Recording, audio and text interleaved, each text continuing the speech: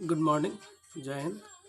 आज हम लोग देखेंगे 10th क्लास का जो पेपर हुआ है हिंदी का, उसका जी खंड का जी ग्रुप का मेरे पास पेपर आया है, तो उसका सॉल्यूशन देख लेते हैं।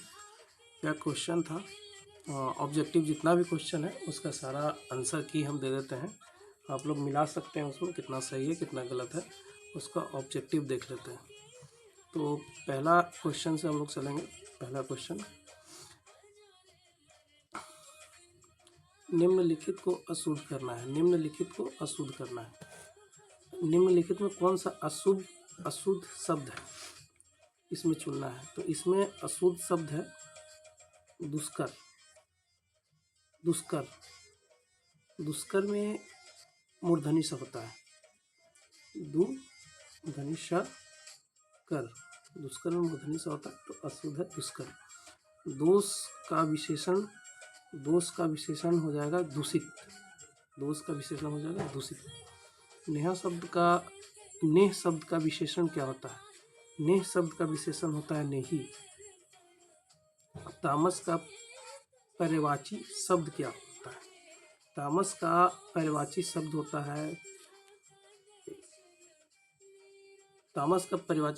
है तामसिक। तामसिक। डी। मेरी बहन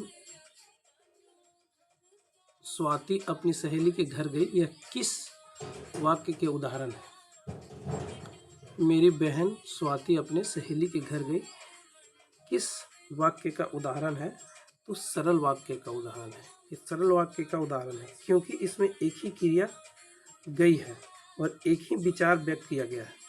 एक क्रिया इसमें कहाँ गई? तो घर गई। एक क्रिया है जो गई है, उसमें एक ही विचार व्यक्त है, इसलिए इस सरल वाक्य का उदाहरण है। छठा क्वेश्चन, निम्नलिखित में कौन कर्मवाचक का उदाहरण है?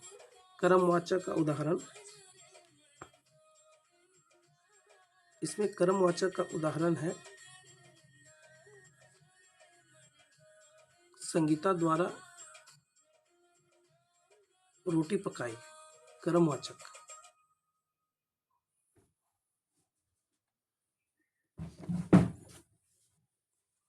संगीता द्वारा रोटी पकाई कर्मवाचक है। पर्याप्त शब्द में कौन सा उपसर्ग है? पर्याप्त शब्द में कौन सा उपसर्ग है? तो परि उपसर्ग है। इसमें परि उपसर्ग है।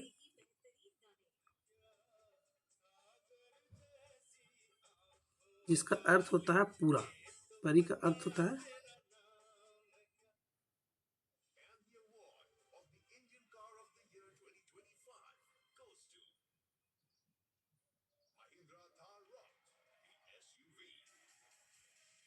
जिसका अर्थ होता है पूरा या अधिक। परि। अघात शब्द में कौन सा उपसर्ग है? अघात शब्द में उपसर्ग है आ। अघात। कुपात्र शब्द में कौन सा उपसर्ग है? कुपात्र शब्द में उपसर्ग है कु। लुटिया शब्द में प्रत्यय है लोटिया। लुटिया शब्द में प्रत्यय है इया।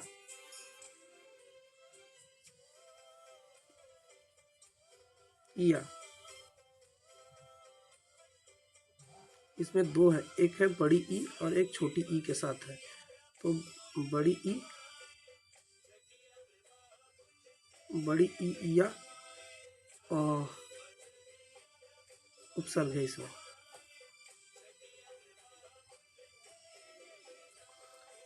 नौकर की कमीज की रचना किसने की थी? नौकर की कमीज की रचना किसने की थी? आप लोगों ने पढ़ रखा होगा हिंदी में। हिंदी का जो बुक होगा उसमें पढ़ रखा होगा। नौकर के कमीज की रचना किसने की है? अमरकांत। अमरकांत। अब अभिनयों के साथ रहकर लगभग 3 संयुक्त कविता लिखी गई थी। 3 कविता था आंद्रे ब्रेता, रेने शॉ और पाल एरूरा। एक कविता संयुक्त और सामूहिक रचनात्मक और काव्यात्मक के प्रयोग के प्रतीक थी, इसीलिए एक कविता लिखा गया था। आगे देखते हैं 13 नंबर क्वेश्चन।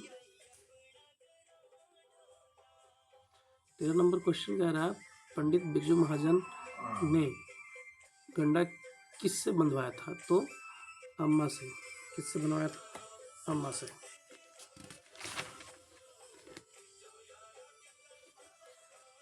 परंपरा का मूल्य का शीर्षक का लेखक कौन है? ये भी आप ही की किताब से हजारी प्रसाद द्विवेदी। बहादुर शाह ने कहाँ भाग गया था? तो नेपाल। बादशाह अकबर ने जो सिक्का चलाया था उसकी किसकी आकृति थी? तो लक्ष्मी और गणेश की। ठीक है।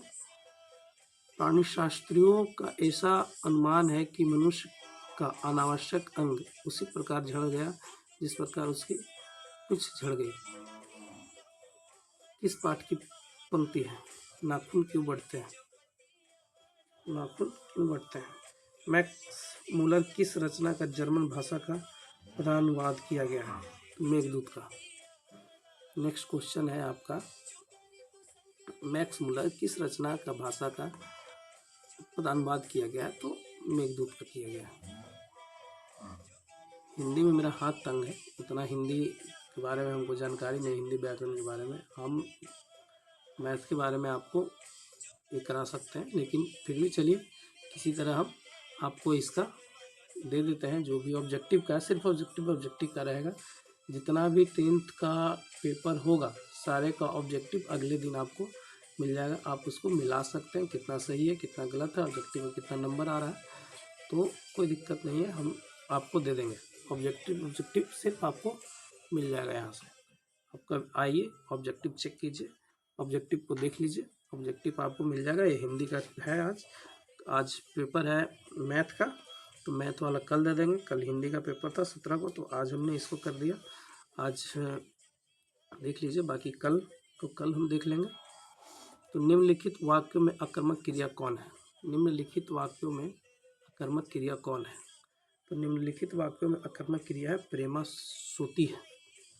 प्रेमा सोती है। इसमें कोई कर्म नहीं है, कोई कर्म किया नहीं जा रहा है, केवल क्रिया का होना दर्शाया गया है, इसलिए सोना एक अकर्मक क्रिया है। ठीक है। शाश्वत खाता होगा किस वर्तमान काल का उदाहरण है? शाश्वत खाता होगा किस वर्तमान काल का उदाहरण है? तो संभावना वर्तमान काल का उदाहरण है। इसलिए संभावना वर्तमान काल का है कि एक तो वर्तमान काल में हो रहा है खाता होगा, दूसरी बात है संभावना का ही होना हो रहा है।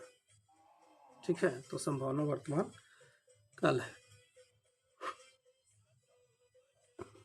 थान भर कपड़ा यह किस विशेषण का उदाहरण है? थान भर कपड़ा किस विशेषण का उदाहरण है? तो परिणामवाचक का। थान भर कपड़ा परिमाणवाचक का, क्योंकि इसमें मात्रा का और परिणाम मात्रा या परिमाण का व्यक्त किया जाता है। मात्रा ही तो है। थान भर कपड़ा। जाते हैं किसी कपड़ा खरीदने के लिए तो क्या बोलते हैं? एक थान कपड़ा दे दीजिए, या एक उस थान से हमको कपड़ा निकाल के दे दीजिए। तो मात्रावाचक परिणामवाचक है। चलिए आगे। यह घर नवीन का है, यह किस विशेषण का उदाहरण है? यह घर नवीन का है, किस विशेषण का उदाहरण है? तो सर्वनामिक विशेषण है। सर्वनामिक विशेषण। कौन सा विशेषण? सर्वनामिक विशेषण। क्योंकि यह घर कि किसी स्वामी की मतलब जिसका है उसका दर्शाता है, किसी मालिक को दर्शाता है, और यह किसी व्यक्ति के समूह के बीच की बात है। सर्वनामिक विशेषण इसलिए है। ठीक है। धरती कब तक घूमेगी शीर्षक पाठ की नायिका कौन है? धरती कब तक घूमेगी शीर्षक पाठ की नायिका कौन है? आप लोगों ने पढ़ा भी होगा। कौन है इसका नायिका? मांडवी। नलिन बिलोचन शर्मा के अनुसार महल और झोपड़ी वाले को लड़ाई के अक्सर कौन जीतता है? नलिन बिलोचन शर्मा के अनुसार महल और झोपड़ी की वालों की लड़ाई के अक्सर कौन जीतेगा? कौन जीते हैं? तो इसमें कौन था? झोपड़ी वाले।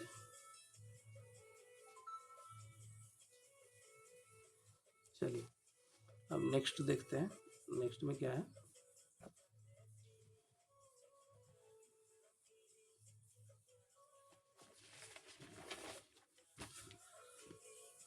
खरगोश बिल से बाहर निकला इस वाक्य में कौन कारक है? कौन कारक है? तो अपादान कारक है। कौन सा कारक है? तो अपादान कारक है, क्योंकि यह स्थान का उत्पत्ति के बोध कराता है, स्थान के उत्पत्ति का बोध कराता है, इसलिए ये हो गया अपादान कारक। जिस छंद के 4 चरण और प्रत्येक छंद में 16 मात्राएं हो, इसे किस छंद, उस छंद को क्या कहा जाता है? तो चौपाई कहा जाता है। क्या कहा जाता है? चौपाई कहा जाता है। ठीक है, चलिए। जहाँ वर्णों का एक और अनेक आवृत्ति हो वहाँ कौन सा अलंकार होता है? एक और अनेक आवृत्ति में अमय का अलंकार होता है। किसे हम वर्गिक व्यंजन भी कहते हैं? वर्गिक व्यंजन हम किसे कहते हैं? तो स्पर्श व्यंजन को वर्गिक व्यंजन कहते हैं। नेक्स्ट है, निम्नलिखित में से अल्प प्राण व्यंजन, अल्प, पढ़िएगा इसको आराम से, अच्छे से पढ़िएगा। अल्प प्राण व्यंजन कौन सा है? अल्प, सबसे पहले तो आप समझिए कि अल्प प्राण व्यंजन होता क्या है। तो उच्चारण के समय कम जोर, हल्के आवाज़ के साथ धीमे, हल्के मतलब जोर कम लगे, हल्के आवाज़ के साथ धीमी आवाज़ से निकलता है, उसे बोलते हैं। तो पढ़िए, ठ, ब, भ, फ। फ कौन सा निकल रहा है? फ, हल्का से तो फ निकल रहा है, तो इसमें फ हो जाएगा। ठीक है। निम्नलिखित से महाप्राण व्यंजक, महाप्राण व्यंजक में होता है कि ध्वनि ज़्यादा देर तक निकले और अधिक चोट पड़े। तो च, च, य, ध, क, कौन सा हो जाएगा था? क। पापती लगभग कितने साल की थी? चलिए यहाँ से शुरू करते हैं। बहुवचन पत्रिका के संपादक कौन थे? बहुवचन पत्रिका के संपादक कौन थे? अमरकांत जी। यतीन्द्र मिश्र ने गीत गाकर गुलजार की कविता का संपादन किस नाम से किया था? किस नाम से किया था? तैयार जुलाहे। रसूलन बाई कौन थी? एक गायिका थी, बहुत बड़ी, बहुत फेमस गायिका थी। 20वीं सदी के प्रमुख गायिका में से एक मानी जाने वाली गायिका थी। अरे कहावत है, दावा करने से तो मशाल ही जगता है। अरे कहावत है, दावा करने से तो मशाल ही जगाता है। यह कथन किसका था? नजम्मा का। किसका था? नजम्मा का।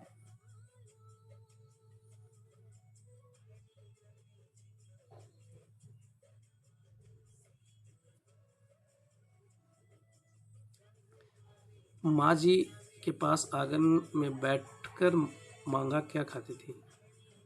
मगम्मा क्या खाती थी? अच्छा, माँ जी के पास आंगन में बैठ के मगम्मा क्या खाती थी? पान सुपारी खाती थी। क्या खाती थी?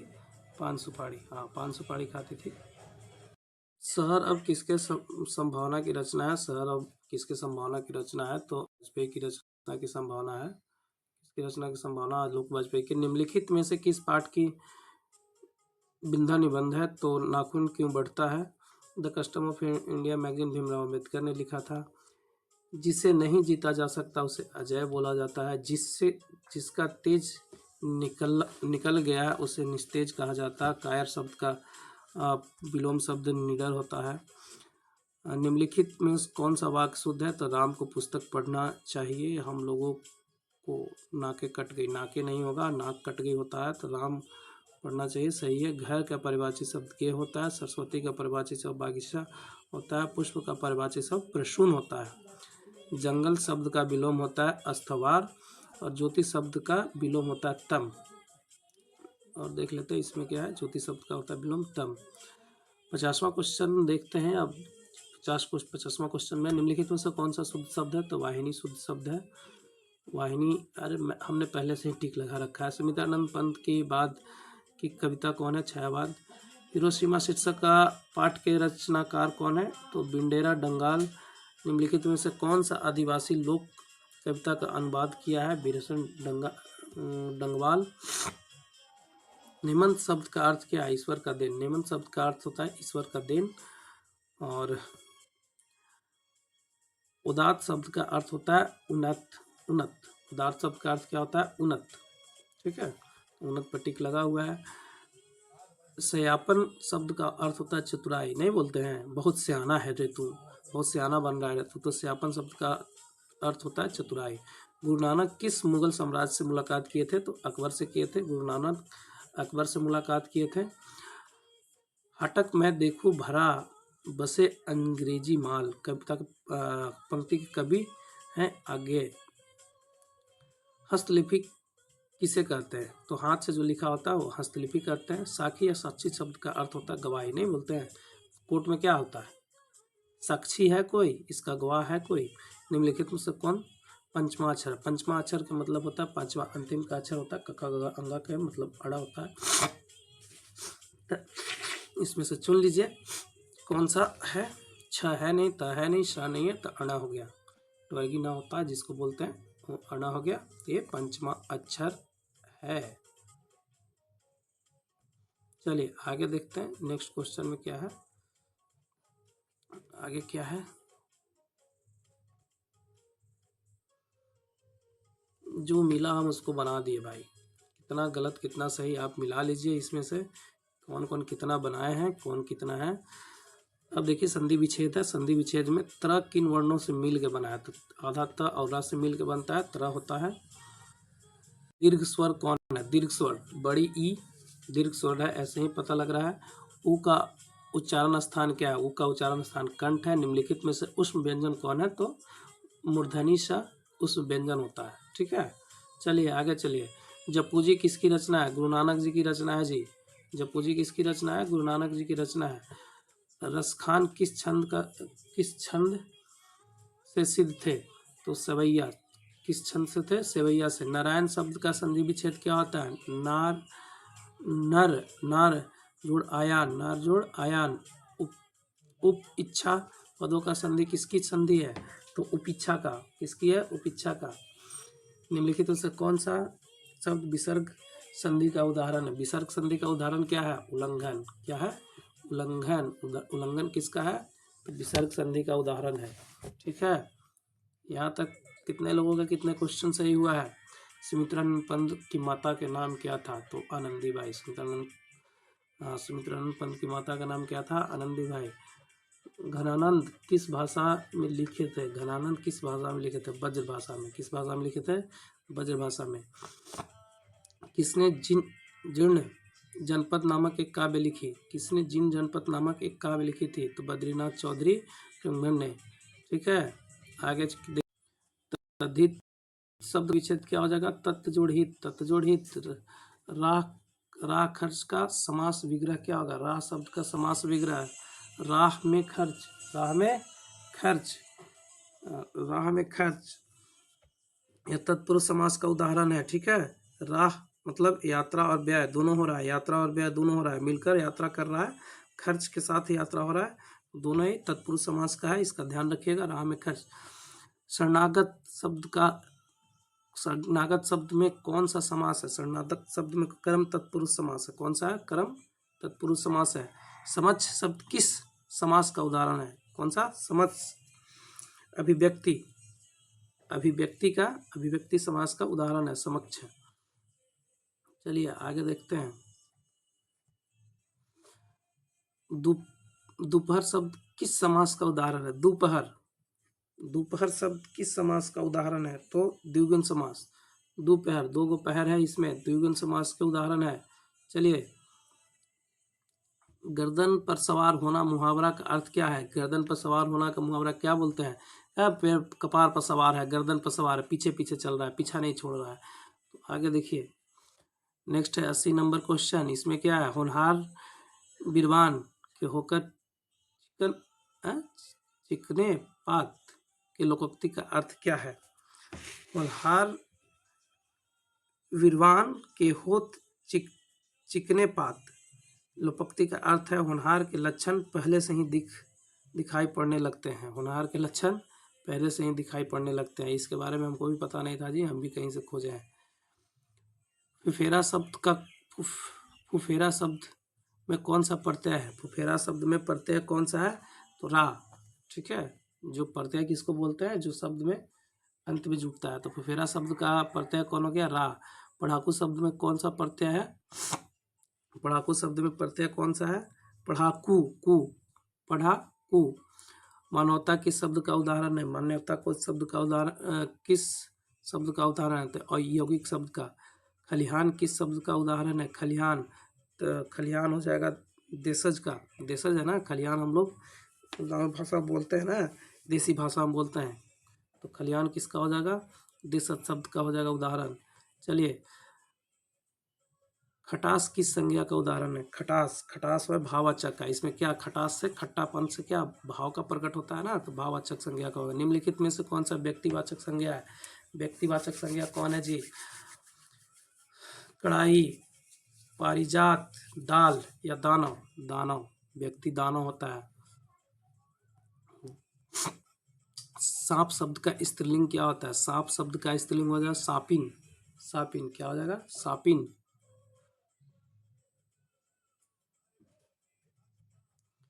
निम्नलिखित में से कौन सा पुल्लिंग है? निम्नलिखित में से कौन सा पुल्लिंग है? तो पुल्लिंग कौन सा है? मृत्यु स्त्रीलिंग है, रोटी स्त्रीलिंग है, तो पुल्लिंग कौन सा है? पुल्लिंग हो जाएगा इसमें आपको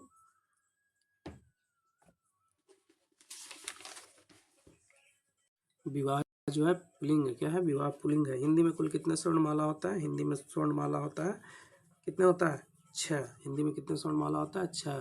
कोई 7 मारा है, कोई 11 मारा है, तो 7 11 नहीं होता है, 6 होता है स्वर्णमाला। ठीक है, इसका ध्यान रखिए। हिंदी में स्वर्णमाला होता है 6। दाल में कुछ है, दाल में कुछ है अनिश्चयवाचक। दाल में कुछ है अनिश्चयवाचक, अनिश्चयवाचक को बोध कराता है। रामधारी सिद्ध दिनकर का जन्म कहाँ हुआ था? तो सिमरिया, बेगूसराय, बिहार में। सिमरिया, बेगूसराय, बिहार में। रामधारी सिद्ध दिनकर बारे में पढ़ना है जी। कहाँ हुआ था? सिमरिया, बेगूसराय, बिहार में। किसके पिता एक प्रख्यात पुरोहितत्व थे? तो किसके पिता थे? सच्चिदानंद हीरानंद मत्स्य अज्ञेय के।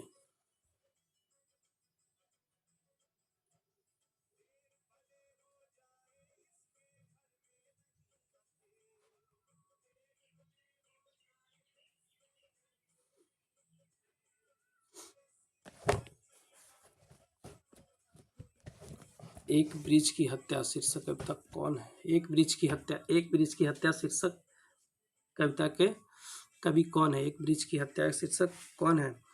तो कुंवर नारायण। कुंवर नारायण कौन है? कुंवर नारायण। जीवानंद दास किस भाषा, जीवानंद दास किस भाषा से सम्मानित है? बंगला भाषा से। किस भाषा से? बंगला भाषा से। बीजाक्षर किसकी रचना है? बीजाक्षर किसकी रचना है? अनामिका की। बीजाक्षर किसकी रचना है? अनामिका की। रेनर मारिया एरिके की माता का क्या नाम था? रेनर मारिया मारियन था। जिजीविश शब्द का, जिजीविश विशा शब्द का अर्थ, जिजीविशा शब्द का अर्थ है जीने की लालसा। चलिए, हम लोग 100 नंबर क्वेश्चन के पहुंचने के पास है, देख लीजिएगा। इसमें बाबा साहेब भीमराव अम्बेडकर का जन्म किस परिवार में होता था? तो दलित परिवार में हुआ था। महात्मा गांधी को मृत्यु कब हुआ था? 30 जनवरी 1948 को हुआ था जी। बिस्मिल्लाह खां 80 बरस में बिस्मिल्लाह खां साहब 80 बरस में प्रार्थना में क्या मांगते थे? वो सिर्फ सूर मांगते थे, उनको कोई मतलब नहीं था धन दौलत से, वो सिर्फ सूर चाहिए था। चलिए, आज का सेवा समाप्त हुआ। जय हिंद, जय भारत। आप मेरे चैनल को सब्सक्राइब नहीं कर रहे हैं, अपने दोस्तों के साथ शेयर नहीं कर रहे हैं जी, थोड़ा शेयर कीजिए, सब्सक्राइब कीजिए, तभी 10th क्लास का सारा क्वेश्चन, जितना भी क्वेश्चन आएगा उसका जितना जो सेट हमको मिलेगा उसका हम ऑब्जेक्टिव का सॉल्यूशन यहाँ पर दे देंगे। एक दिन बाद आप मिला लीजिए, संतुष्ट हो जाइए कितना सही किए हैं। 50 नंबर का है, 50 में आपने 50 में 100 में 100 ऑब्जेक्टिव है, उसमें 50 चुनना है। 50 में कितना नंबर आता है ऑब्जेक्टिव, अगर 50 में 40 आता है तो अगर उधर से 30 तो 70 नंबर आराम से आ जाएगा। तो इस पर ध्यान दीजिए और देखिए आगे। चलिए, जय हिंद, जय भारत। सब्सक्राइब करना ध्यान रखिए, शेयर करना दोस्तों के साथ ध्यान रखिए।